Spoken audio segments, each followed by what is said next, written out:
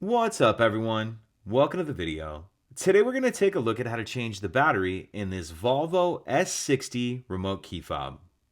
This key fob is going to use replacement battery CR2430, and it's going to take 2 of them.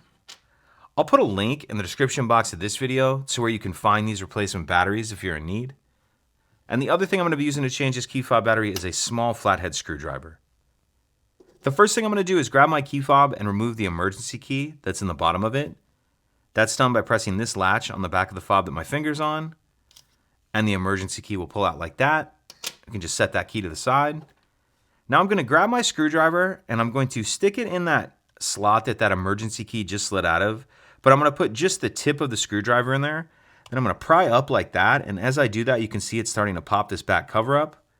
Once you get it started, you can come over here like this and get under the edge of the cover. Pull that cover off, and that's where our batteries are going to be located, as we can see right here. I'm going to use my screwdriver just to get under the edge of the battery and help pop it out of that holder. And there's this little white plastic piece in between the two batteries. Just kind of hold it to the side with your finger like that. Get this battery out, and now we're ready to install our new replacement batteries.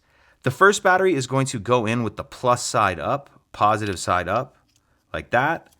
And then we're going to put that plastic piece over it like this. And then the second battery is going to go with the plus side down, positive side down.